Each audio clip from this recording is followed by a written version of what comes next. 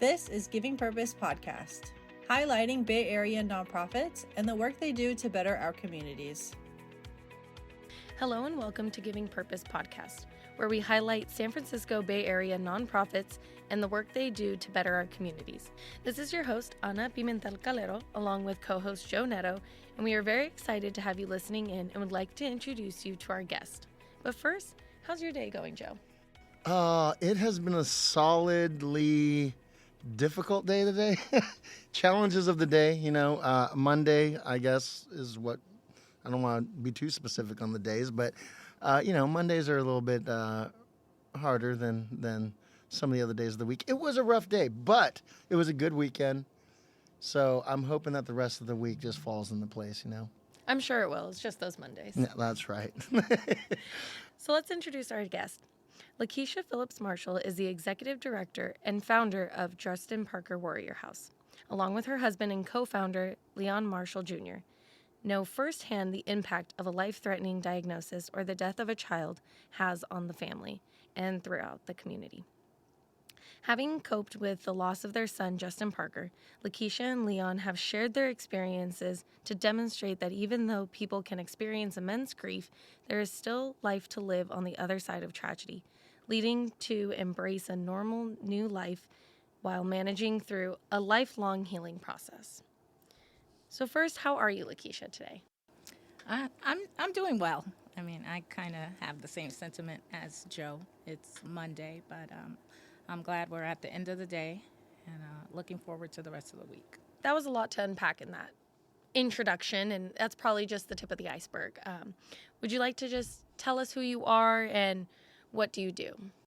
So, again, I'm Lakeshia Phillips-Marshall, and I run a nonprofit by the name of Justin Parker Warrior House. And what Justin Parker Warrior House is a foundation. It's actually a legacy in honor of my son, Justin, who passed away from cancer.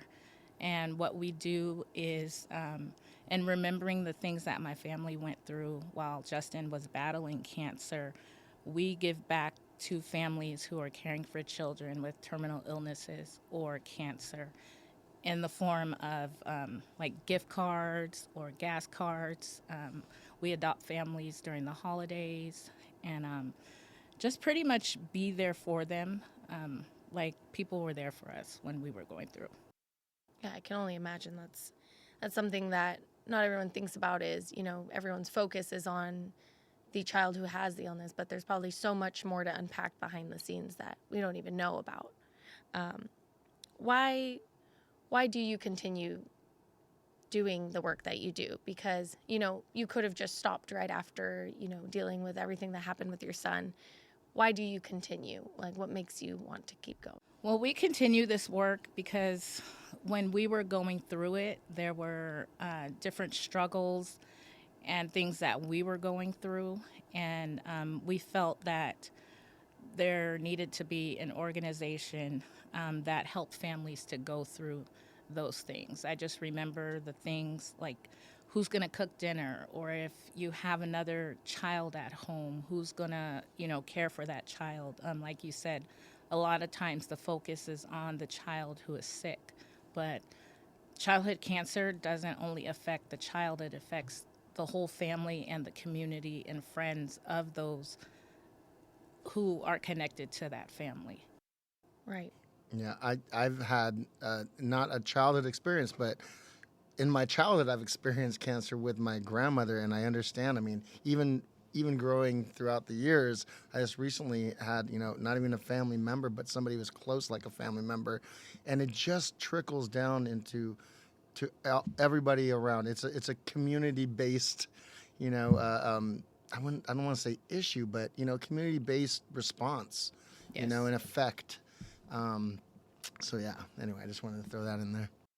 Oh, of course. And then can you tell a little specifics about like where do you do it, or I know you're based in the Bay Area, but a little bit of background, like do you partner with any hospitals or any specific area like that's your home base? So we partner with most of Justin's care was done at Lucille Packard Children's Hospital, so we like to definitely give back to the hospital. They have child life, people who are in the Bass Center, which is a center where the kids go to get chemo and things of that sort. So we donate coloring books, we donate toys so that when kids are coming in for treatment, they have things that they're able to do and they're not only focused on the chemo that they're going to get or whatever it is that they're going to get that day. We also partner with different social workers within the Bay Area, so the local hospitals that have oncology. We will partner with them. They will reach out. They will refer a family, and we will reach out to see what the needs of that family are and do everything that we can to help support that family. And if we're not able to do it, then we'll reach out to other organizations that can help. That's incredible. One of my really good friends is a nurse at the Children's Hospital here in the Bay Area at one of the children's hospitals, and she says that she tries to make her scrubs or pins or anything as joyful and colorful as possible, and she says that it is the best job to have. Yeah. Those coloring books being donated, that's incredible, and that's something so small that most people don't think about that probably really makes a large difference. What drove you to start your giving, continually giving purpose? Is that phrase do anything, or that phrase really inspire you in any way or remind you of anything of your organization? Well, it does. A lot of people are not focused on childhood cancer. You know, we hear about all the other cancers. You have breast cancer, all kind of other cancers, and it's not really until you're personally affected by a child who is diagnosed with cancer. So our purpose is to give back, bring more awareness to childhood cancer, as well as we also partner with Be the Match and do a bone marrow drive. So we get people to register to be on the bone marrow registry, because a lot of minorities, Black, Brown, Asian, there's not a lot of people who donate. And there's a lot more children being diagnosed, as well as adults with different cancers. And, you know, a lot of them may need a bone marrow transplant. And you don't have those people who are registered. So we try to bring awareness that way as well. Amazing. Yeah, I mean, your strength and your will is just, it's just a testament to the person that I know who you are. I mean, I see you here all the time, and, you know, you're in our other realm where we know each other. You're just, you know, a fabulous person, and you know, just, you know, going through all this, I'm going through the website and I'm doing my research, and I'm just thinking how incredibly strong and strong-willed that you are for doing this. And thank you for being here with us today and talking about it. So do you have any specific experience in the field that you are directly impacting right now? I would say yes, because my child was diagnosed with cancer. A lot of times, I mean, when you're going through it and you're going to hospital visits, the nurses, the doctors, they become your second family, because a lot of times your friends and family who are not there with you do not understand. So they become your second family. And, you know, I've had to give chemo at home and, you know, administer other types of medication. So I became a part of it while going through it. And I think that a lot of families they feel like they don't have that connection with other people when they're going through it. And that was part of the reason why I felt we had to create Justin Parker Warrior House. There are times where I speak with moms who don't have anyone else to talk to because they feel like nobody understands what they're going through. And I just am that ear to hear, shoulder to cry on if they need it, and let them know that they're not alone. And it's okay to be upset. It's okay to feel how they're feeling in the moment, even if no one else understands. Yeah, I mean, that is a good point. Being, like I said, somebody that's had to console or had to figure out, how do I console my friends they are like my family. Now, it's really a hard thing imagining what they're going through. And they feel alone. They feel like nobody else could actually possibly feel this way. And on the outside, us trying to help too, we're trying to empathize with that feeling. But we feel towards that. It's just not the same. If there was my mother, for instance, or my friend's mom, for instance, That's not my mom, but yet I still have that love and strength for that person, and I want to be there for that person. And it's really hard to put all that into, something you could package up and, hey, I'm here for you. Right. But I think what you're putting out there, this is, it's even more so because you're dealing with children, and that's just it's a really hard path, and I'm sure you feel alone during those times, that nobody else could experience that. And being that you have that experience, you can share that, as hard as it is, with other people and comfort them, and give them a shoulder to cry on. Yeah. Right. You bring up a really good point, Joe, because I feel like you said it perfectly. Someone that understands what you're going through, and that's amazing that you and your husband, are pretty much the founders of this organization. And because I feel like a lot of people are trying to say the right thing, their hearts might be in the right place, but what is really the right thing unless they know what you're going through?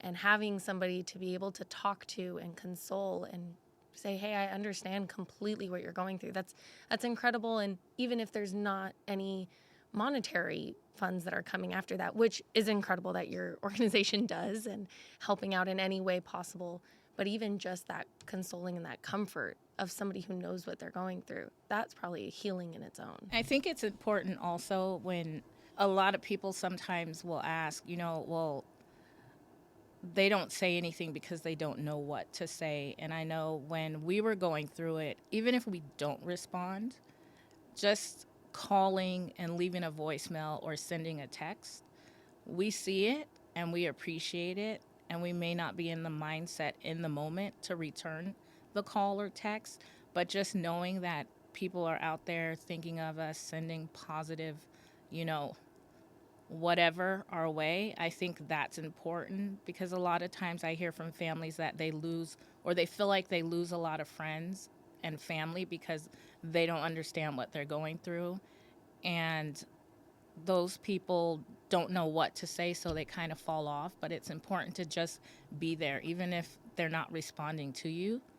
You being there is enough.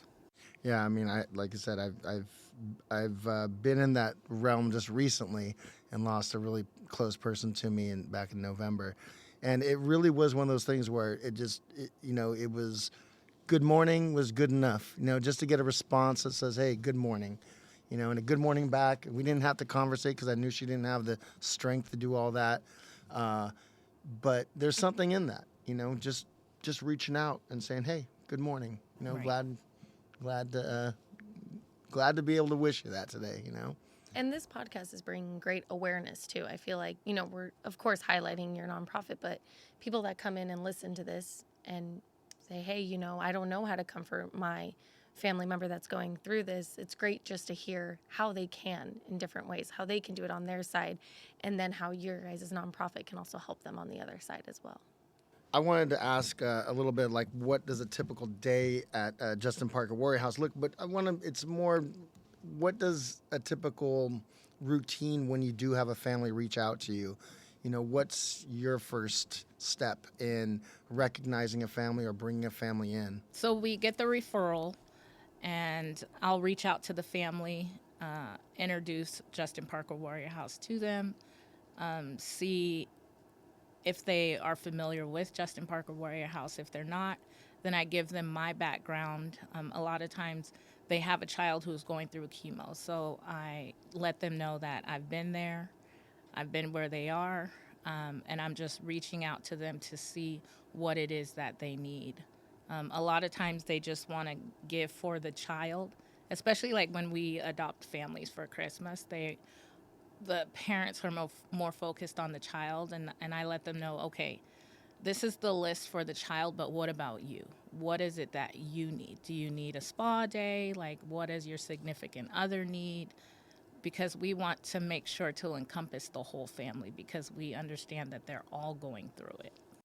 Yeah, again, that is a really important part. I mean, anybody that has experience in it can see how the family is affected, and sometimes they just need somebody to say, hey, you know what, take a break, or we got you on this, and we'll hold it down for a little bit while you go breathe or take a day off, because it is an everyday thing, every day, not every hour.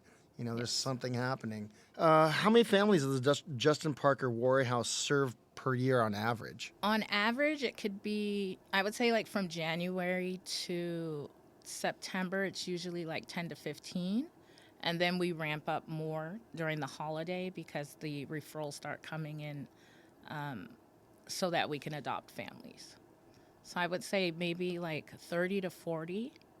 It just depends. Yeah. And is this like how many days of the week do you concentrate on one family? Is it tiered, or do you have multiple people working with you that are assisting with helping you out doing these things, or is it just you and your husband? I have other people who help out. Usually we are the initial contact, get the information from the families, and then I kind of farm it out to other people to, I have one lady who makes gift baskets. So like if we're doing a Mother's Day thing, then she will, I'm like, okay, these are the types of things that we want in the basket. And she'll go out and do the shopping and put the baskets together and do all of that. So, but we are the ones who make the initial contact and speak with the families. Yeah. I know you mentioned that you work with Lucille Packard. Are there any other nonprofits or other corporations that assist with you, that donate to you, that in helping out with gifts and packages and food or anything of that sort? So a lot of it just comes from donations that we get, and people will find us online, or friends of friends are like, oh, I want to donate to your organization, and then we'll get donations that way. Usually with like Lucille Packard, we work with George Mark House, which is a hospice respite in San Leandro, and that's actually where Justin spent his last days. And they refer families as well. But for us, it's more receiving the referrals from those organizations and giving back to them, and not them giving to us. I see what you're saying. So the way you're working with other entities, they're actually referring people to you, and that's you're giving the help out there. That is pretty significant. So I was looking through your website, and on your services page, you have a phrase, providing a safe, exceptional place for the families we serve, but also has a list of amenities that you would like to provide in the future. How are you looking to ramp up your services for future progress? So with these amenities, these are things that we wish we had. Being in the hospital, spending the night, having people I had an older son at the time and a younger son. So we had to have someone come to the hospital, take him, spend time with him. And what Justin Parker Warrior House hopes to be with these amenities is a respite. So families are at the hospital. They need a break. They want to take a hot shower. They want a hot meal. They could come to Justin Parker Warrior House and obtain those things and then go back to the hospital. So these are what some of the amenities would be, like a shared kitchen. So if they want to cook themselves a meal, then they could. Or the hope would be like we would have a cook. So they come in and it would be a home-cooked meal and not hospital food. As well as, sleeping quarters, so they could come and take a nap and feel like they don't have to be away from their child for that long, but it's really uncomfortable sleeping in the hospital. Yeah. So you get to sleep in a bed, take a nap, and be able to refresh yourself and go back to the hospital. But it's a break from the hospital, but you're not that far, and you still get to have the amenities as if you were at home. Yeah, I've slept in that little solo bed that they got there, and it's not fun. Spent a week, I think, doing that. And that was too much for me, so I could only imagine if it goes any further than that. But so is the hope to actually have a physical building at some point, maybe in close proximity to the hospital, that folks can venture, away from the hospital, set up, for a few hours or however long it takes, an evening? Is that the end goal? That is the end goal, and to be referred there. But like you have Ronald McDonald House and you have other organizations where the families are referred by social workers. There's waiting lists. This is more of, I don't want to say revolving door, but I'm going to say revolving door, to where, you could just drop in. So it's not like you have to be on a waiting list. It's like, oh, I'm going to go over to Justin Parker Warrior House. So the hope would be to have one near one of the major children's hospitals, and hopefully, have some in other states as well. Yeah, I mean, time is of the essence in these moments. So, having some place like that you can walk in rather than sitting on a waiting list for what could be weeks, months. I think that's very important. I think it's a great aspect of this. I think also, like you said, like just having a place to go shower or take a nap. And it's crazy to think that there are some, there's a large need, so there are waiting lists, but providing something where it's like, hey, I can just come and knock on the door and be like, my child's down the street. I just need a 30-minute power nap and a shower. And to be able to, like you said, go back and be refreshed and be present, not just for themselves and their own mental state, but also for their child, and really be able to be their best self for them. I think that's incredible. And, I don't think a revolving door is a bad term. I don't think that's a bad term either. You're using it in a positive way, kind of giving them what they need in that moment, because sometimes it's not a large gesture that they need, but maybe just, hey, I just need this 30-minute nap. Right. Something so small that could really make a large difference in their day or week or month. Right. Uninterrupted sleep. Because usually if you're in the room, you're hearing beeping. Nurses are coming in and out taking vitals, and you just get to sleep. And then, like you said, you're refreshed. You could go back and you can be your full self. Yeah. Going back to the website services page, there's a section regarding expanding your services to include things such as transportation, as well as meal and professional services and sibling support programs. Could you elaborate a little bit more on those? Yes. So as far as transportation, sometimes you have families who are coming from long distances, especially like to Stanford, because they want top treatment. And they may have come down, don't have a car. So it's like they get picked up from the hospital, they get driven to Justin Parker Warrior House, they get the break, they get to go back. As far as the sibling services, I think about my children and what they were going through. And a lot of times the siblings get lost in the mix as well, because their brother or sister is going through it. They see the parents are going through it. They have their needs, but they don't want to make it about them because they already have a sibling who's going through it.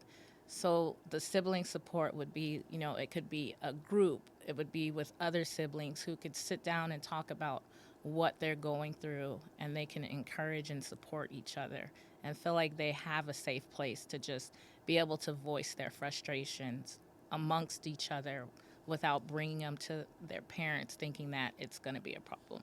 Yeah, I feel that's an extremely important part of all this. I mean, everything is very, and rightfully so, concentrated on the sick child and the parents, applying all that energy there. It really is important for the siblings to have a place to, or feel like, they're actually just get their feelings out there, and have some kind of support program. I really admire everything that you're putting into this. Being a parent myself, I try to put myself in this perspective, and it's just every time I just kind of break down a little bit. Yeah. So like every nonprofit organization, there's not profit coming in, so you need the help of different partnerships or volunteers. And a lot of our listeners that are tuning in really want to know how they can be a part of these organizations. How important are volunteers, and how can our listeners become volunteers if they do choose to get involved in the organization and are inspired by the podcast and the amazing work that Justin Parker House is doing?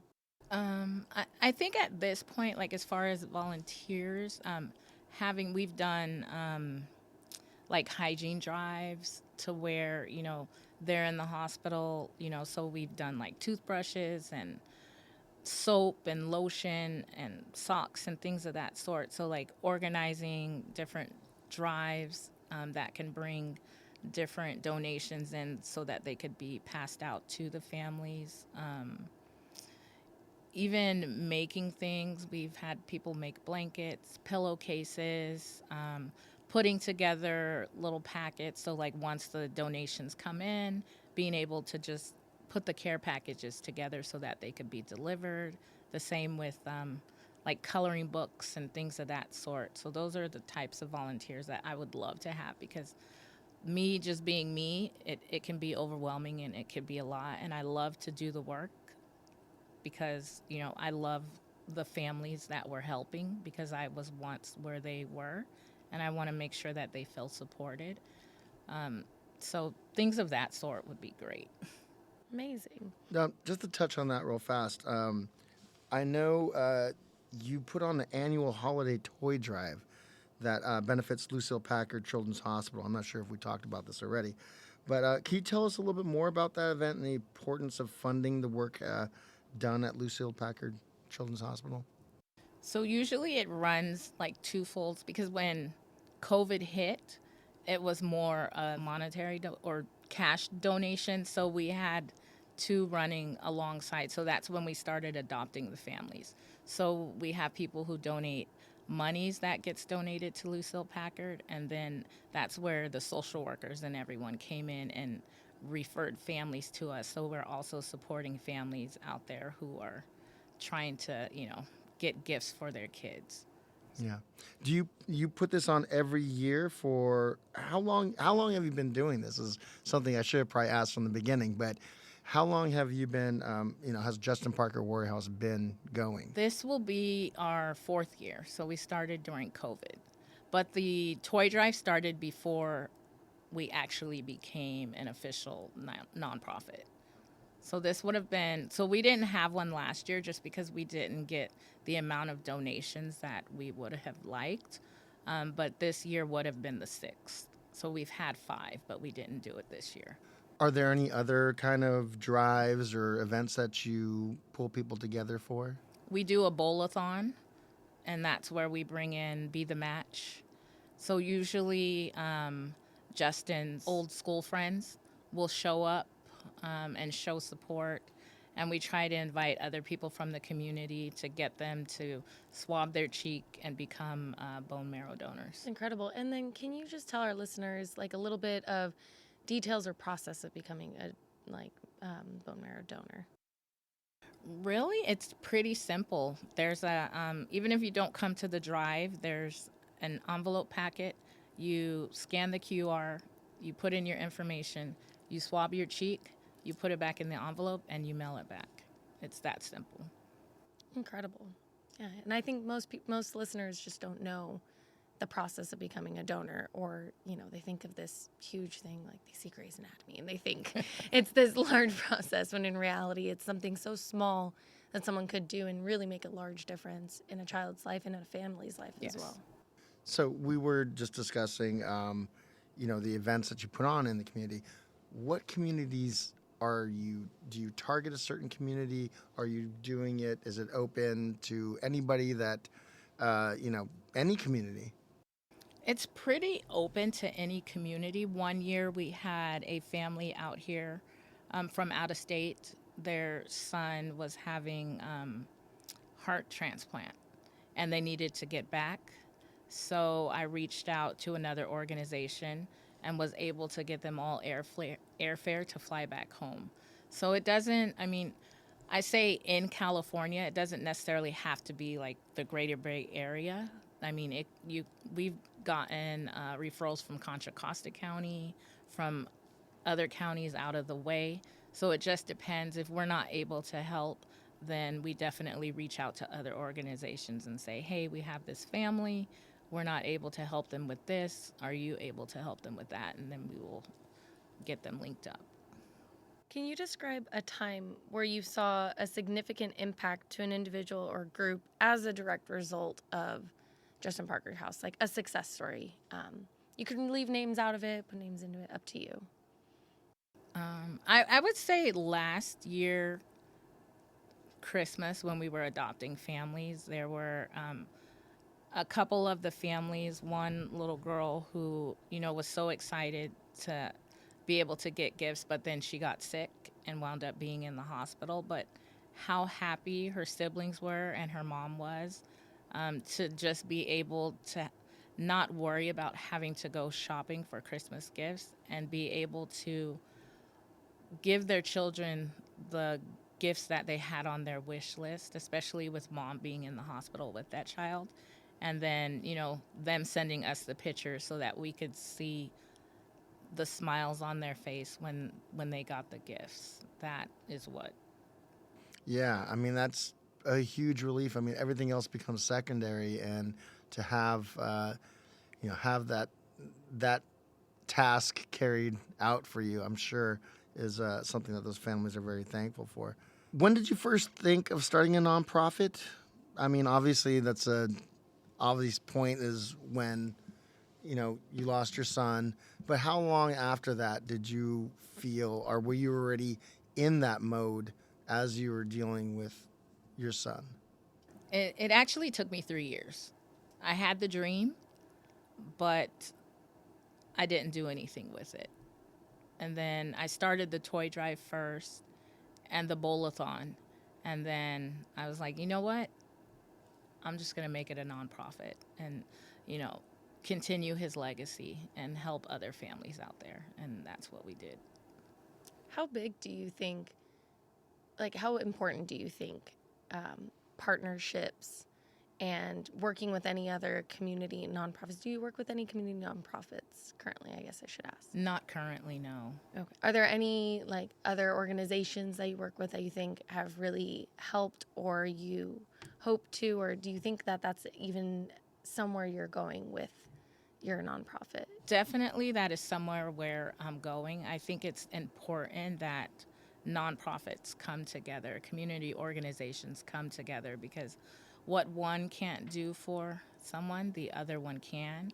And if we're all coming together for the same common goal, we're able to support more people within the community. So I think it's definitely important to be able to collaborate with other organizations. Absolutely. What are your biggest challenges? I think the biggest challenge is getting funding and donations, because we really want to help families, and sometimes it's like, well, I'm pulling from my personal, because you get a referral and it's like you don't want to not help them, especially like one time we had a family that got referred to us, and mom was not taking her son to appointments because they didn't have gas money. So, I've gone as far as going on Facebook and saying, hey, we have this family who needs to get their child to an appointment. Donate here. And then as it comes in, then we purchase gift cards and we give them to them, and they're able to get their child to an appointment. Yeah, I think a lot of nonprofits have, that's a big challenge, is getting people to notice you, to know who you are, to know about you. What advice would you have for other nonprofits out there that are trying to, put themselves in a better position to help people by gaining volunteers and donors? I would say don't give up. I know there are some times where I'm like, you know what? The donations aren't coming in. I'm feeling really defeated. I think I'm going to throw in the towel, and then a donation comes in, and it's like, okay, I'm going to keep going, because I'm not doing it for myself. I'm doing it for other families out there, and they need organizations like mine and others in order to be able to support their children and families. So, right. So other than putting together live events and stuff of that sort, what are the main avenues to gain, eyesight on your nonprofit? Is it just through social media? Is there any kind of marketing? I hate to use the word marketing, but is there any way, how do you promote what you're doing? How do you do it, actually? Because I do social media, friends, families that we've helped, reaching out to the social workers at the hospitals, and just being present and telling our story, and letting them know that, hey, we're here. And also trying to apply for grants, or you see something coming up and, just applying, the worst they could do is say no, but keep hitting the pavement and trying to make it happen. Do you ever like visit the hospital and like kind of, talk to people that are there, families that are there? Do they ever do that like at the hospital, like bring people together and you might discuss what you're doing, present, I guess? Present is what I'm trying to say. I haven't done that. I do go back to Lucille Packard, to the Bass Center, visit the nurses, visit the Child Life, bring donations and just let them know, like, hey, here's a postcard if you have a family.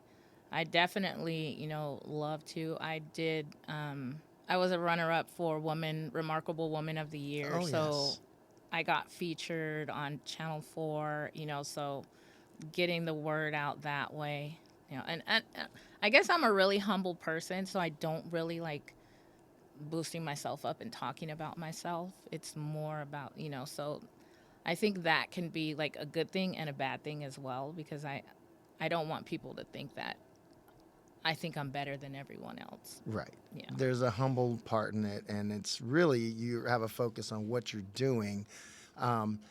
I feel like, in any of these things, it's getting a little bit of attention. You have to get the attention out there in order to conquer your goals, because you need the donors and you need the volunteers. And that's what we started this out, because we want to be able to focus on a nonprofit for however long, 45 minutes or however long this is, and promote it to as many people as we can.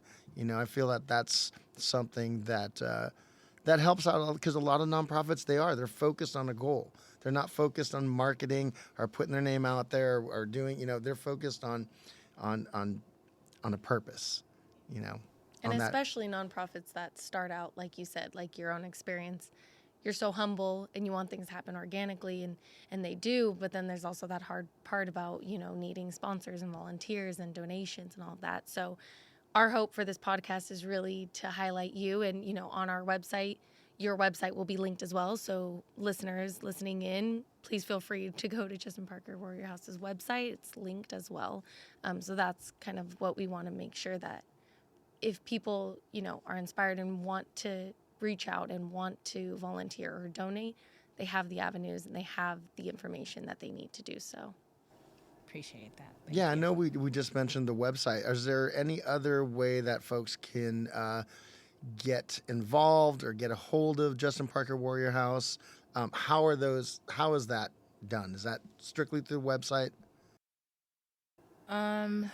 Usually, and there's like a link to an inquiry form on the website, and they fill it out, and then I get a notification. So I've had people who, want to volunteer, want to refer a family, or want to feature Justin Parker Warrior House or whatnot, and they just reach out. But the phone number is also there or you can email. Okay. Why don't you give people your email here? Yes. Yeah, why don't you do that? Why don't you state the website and your email, and hopefully we get some people, that need some assistance from you, or that can give assistance in helping out in your vision. Okay. So the website is www.justin, which is JUSTINPWH.org. So it's justinpwh.org. The email, we have a Gmail, so it's justinparkerwarriorhouse@gmail.com, or my personal email, which is l.marshall@justinpwh.org. I just have a question. So can you give us one sentence? I know it's kind of hard on the spot, but one sentence that essentially captures the essence or the giving purpose of Justin Parker Warrior House. No family left behind. I like it. I like that one too. Well, thank you, Lakeshia, for being here with us today. We really appreciate your time. Thank you for joining us on Giving Purpose Podcast, and please click on the subscribe button to stay informed about new episodes. You can also find more information about Giving Purpose Podcast on our website at givingpurposepodcast.com, or add us on Instagram, Facebook, or Threads at Giving Purpose Podcast. You can also find us by the same handle on YouTube for some supplemental video content of each episode. We'd like to thank our guest, Lakeshia Phillips-Marshall of the nonprofit Justin Parker Warrior House, for joining us today. And we also like to thank our co-creator and editor, Isabella Cariño-Hernandez, for all her behind-the-scenes work. We'd also like to thank our continued support from our chair, Professor Nisha Gerard-Patkar, and committee members Kim Massey and Gordon Gurley for their continued leadership and support. We'd also like to thank you, our listeners, for your interest and contributions to our featured guests and the work they do to make their giving purpose effective in our Bay Area communities. Thank you for listening to Giving Purpose Podcast. For more information, you could visit our website at givingpurposepodcast.com.